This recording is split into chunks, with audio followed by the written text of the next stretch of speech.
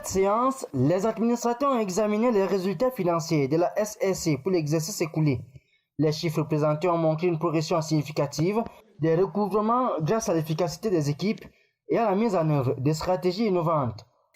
Nous avons pu analyser l'impact managérial de la direction générale et surtout les performances réalisées au niveau international, parce qu'aujourd'hui nous sommes dans un arrimage institutionnel sur le plan international qui s'est matérialisé par la formation qui a eu lieu au niveau de la SRC conjointement avec l'Interpol au Cameroun. Le Conseil a également félicité l'équipe de direction pour les résultats obtenus et l'a encouragé à poursuivre ses efforts pour atteindre les objectifs fixés. Nous avons vu que les performances de l'entreprise sont bonnes et que le management de Madame Directeur Générale prend en considération les instructions du conseil d'administration. Voilà pourquoi nous tenons une fois de plus à féliciter Madame Directeur Générale pour le travail qu'elle fait au quotidien avec tout le personnel de la SRC. Pour une meilleure efficacité, le président du conseil d'administration a exhorté l'ensemble du personnel de la SSC à travailler en équipe.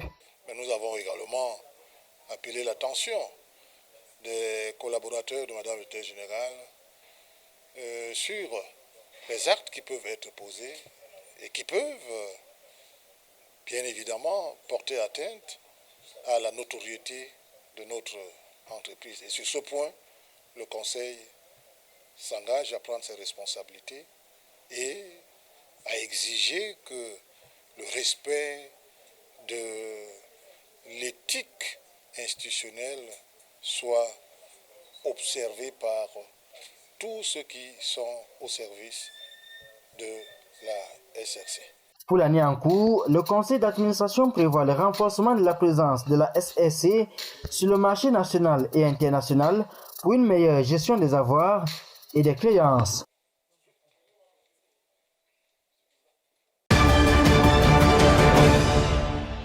Nous sommes un instrument de l'État et nous tenons à appliquer la vision du chef de l'État en ce qui concerne la gestion de nos avoirs et même le recouvrement de créances.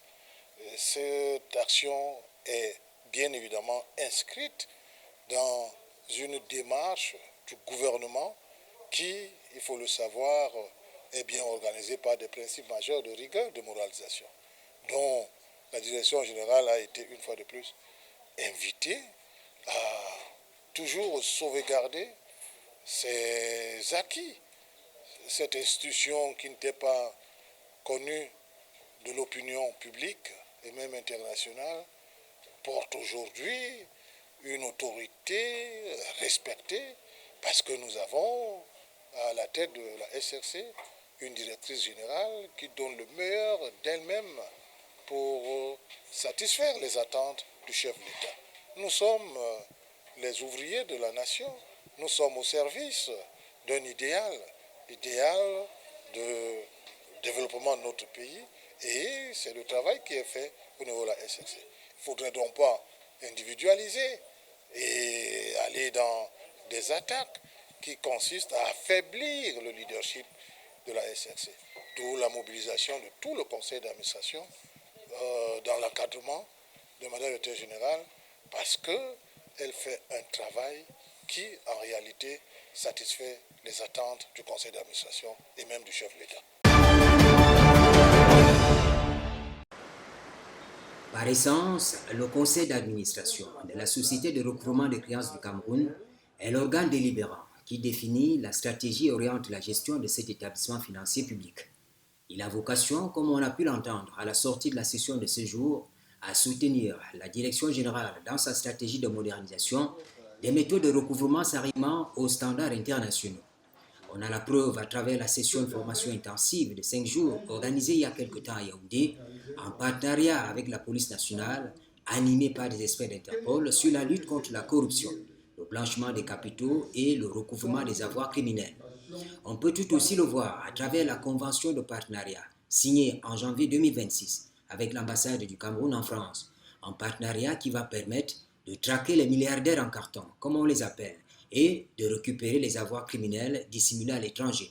Dans cette démarche d'ensemble, l'on s'appuie sur la modernisation logistique, la simplification des procédures, en un mot, le renforcement des capacités opérationnelles sur le terrain.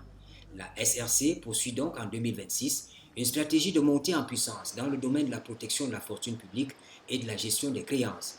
Et pour Madame le directeur général, Marie-Rose Messi, le recouvrement des avoirs criminels constitue un enjeu important pour l'État du Cameroun, dans la mesure où ces recouvrements peuvent permettre d'améliorer les recettes non fiscales de l'État.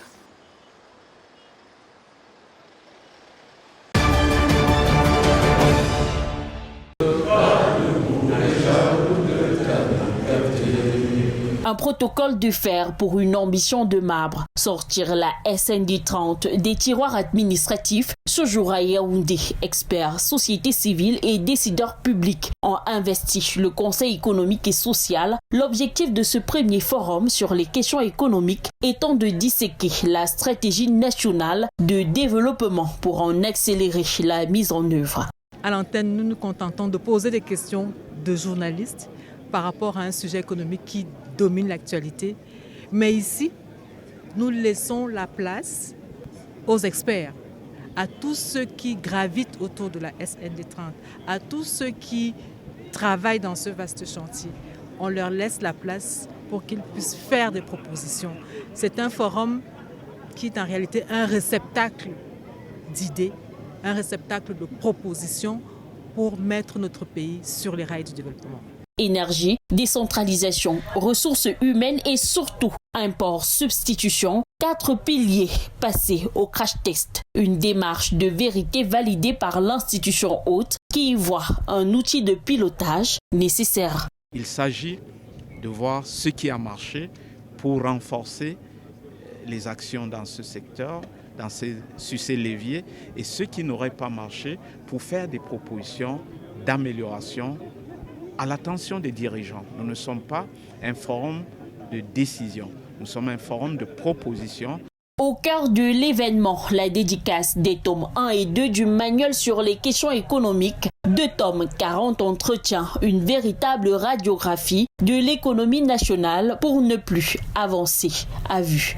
C'est un ouvrage en 2 tomes, tome 1 et tome 2, qui se propose un peu d'être un aide-mémoire. C'est un recueil des entretiens que nous avons eus sur le plateau. Nous en avons 200. L'émission a 5 ans, nous en avons 200.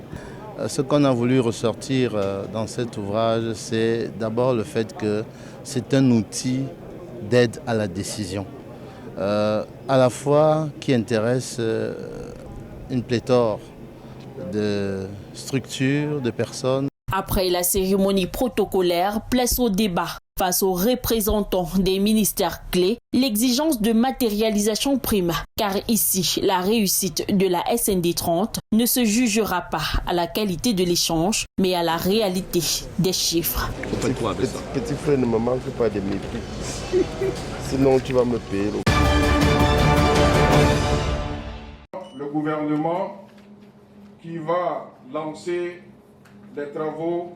Durant 2 jours, Yaoundé se mue en capitale régionale de la justice transitionnelle, ce à l'effet de la consultation régionale en Afrique centrale que le pays abrite ces 23 et 24 avril 2026. En présence de plus de 40 participants au rang desquels les représentants de 7 pays de l'Afrique centrale, les travaux de Yaoundé se tiennent dans un contexte assez particulier. Cette fois-ci, cette consultation intervient dans un cadre particulier. C'est le cadre qui fait suite à l'adoption par l'Union africaine d'une politique continentale sur la justice transitionnelle et en établissant en même temps le groupe de référence sur la justice transitionnelle en Afrique. Pour les organisateurs, le Centre des Nations Unies pour les droits de l'homme et la démocratie en Afrique centrale, l'Union africaine et nombreux autres partenaires, l'objectif ici est non seulement d'élaborer un plan d'action régional pour la mise en œuvre de la politique de justice transitionnelle de l'Union africaine en Afrique centrale, mais aussi de promouvoir la collaboration sur-régionale entre les parties prenantes en vue d'un impact durable. Alors la réunion d'aujourd'hui, c'est comme celle qu'on a eue dans d'autres régions, c'est pour aider également la CEAC, la Communauté économique des États de l'Afrique centrale, à disposer d'une politique régionale de justice transitionnelle et aider les États membres de l'Afrique centrale qui ont connu des situations difficiles à pouvoir se parler, mettre en place des mécanismes qui permettraient de renforcer la réconciliation nationale. L'État du Cameroun, partie prenante de cette consultation, représenté par son ministre délégué à la justice, Jean de Dieu Momo, encourage l'initiative dont les fruits seront utiles à toute la sous-région Afrique centrale. La justice transitionnelle vient à côté de la justice professionnelle, c'est-à-dire la justice judiciaire dans nos palais de justice. Elle doit être implémentée parce que c'est une autre forme alternative de justice qui réconcilie les communautés, qui réconcilie les peuples, qui n'est pas là simplement comme une justice punitive. À l'issue donc de la consultation qui s'achève ce 24 avril, les participants auront adopté un plan d'action régional, renforcé leur appropriation des instruments africains de justice transitionnelle et établi des engagements concrets en faveur d'une coopération régionale soutenue.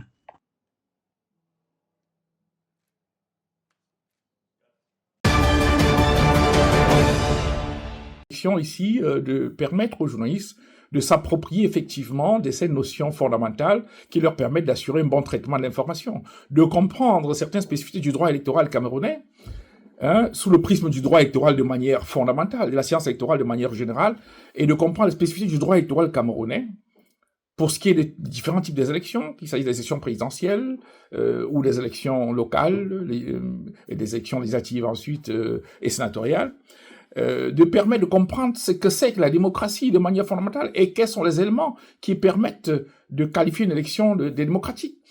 Qu'est-ce qu'on entend d'ailleurs par élection? Dans quel cadre ça se situe par rapport au pouvoir? La notion de l'État, toutes ces différentes notions devraient être mieux maîtrisées par les journalistes pour une bonne gestion de l'information en matière.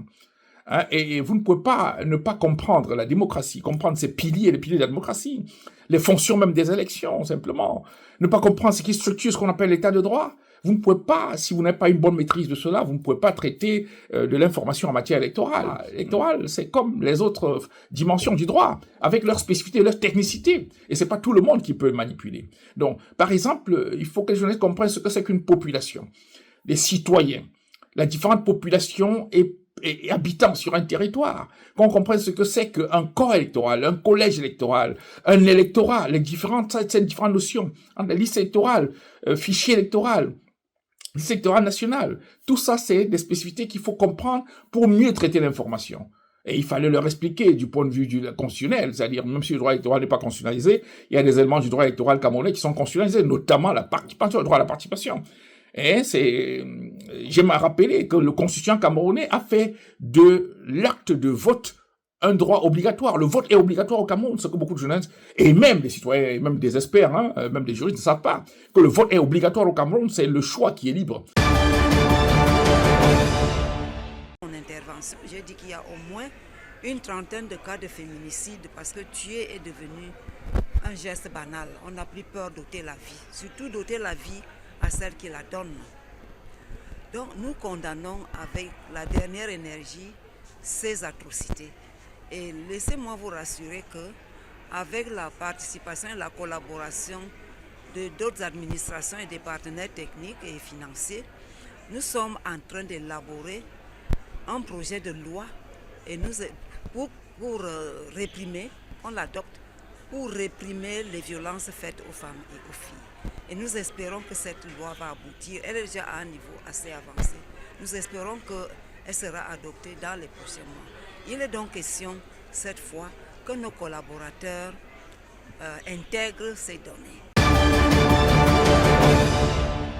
Le Palais de la Culture de 10 000 places dédiées à la préservation, la valorisation et la transmission de l'identité des peuples ékans va bientôt voir le jour. Le projet né en 2018 d'un appel lancé par Monseigneur Jean Barga qui exhortait le peuple ékan à valoriser sa culture a mûri. Les porteurs de l'initiative ont rappelé l'urgence d'un cadre capable d'accueillir les reliques, costumes et rituels que l'Église se dit prête à transmettre à l'ensemble de la communauté ékan. Les Ekans, c'est un grand peuple, c'est un ensemble de grandes sous-familles. Et c'est pour cette raison que nous le proposons aujourd'hui. Les dispositions au terme du projet sont faites, les contacts et les accords, le dossier il est en marche, mais il était de bon ton que la chefferie traditionnelle, que le village soit imprégné et non plutôt que le village soit surpris. Donc aujourd'hui il était question qu'on mobilise le village pour venir impulser le dernier souffle qu'il faut pour qu'on aille vers l'aboutissement de la pose de la première pierre. Il est question d'insister sur la nécessité de remettre sur orbite l'héritage laissé par les parents. C'est vrai quand même qu'il faut reconnaître qu'on perdait déjà. Mais nous sommes une nouvelle dynamique aujourd'hui qui veut remettre sur orbite tout ce que nos parents nous ont légué. Et nous pensons qu'avec l'initiative qui a été prise aujourd'hui, je profite même de cette occasion pour remercier Alain Zanga, ce jeune dynamique qui a pris le courage de relancer cette initiative afin que nous puissions remettre sur pied les valeurs ancestrales de nos parents. Au-delà du bâtiment, le projet porte une ambition identitaire forte. Elle se matérialise notamment dans le pain Ekan, présenté comme la future marque de fabrique du peuple. Tout peuple doit avoir sa marque de fabrique. Ailleurs, vous avez le Bogolan, ailleurs, vous avez le Ndop, ainsi de suite. Maintenant, le pain Inti est le plus représentatif de la communauté Fangbeti parce que ce n'est pas un pain anodin. Ce pain parle à travers les couleurs, à travers l'habillage, à travers les symboles qui sont là. L'unité affichée par les organisateurs a marqué les esprits. Je m'en réjouis parce que nous avons le groupe le plus fort, si j'ose le dire. Nous sommes très soudés. Nous travaillons ensemble et chacun montre que nous sommes unis. C'est grâce à cela que nous avons pu faire cet événement aussi grandiose. Le Palais de la Culture est pensé comme le socle d'une renaissance culturelle, le lieu où les valeurs ancestrales du peuple Ekan retrouveront voix et visibilité pour les générations futures.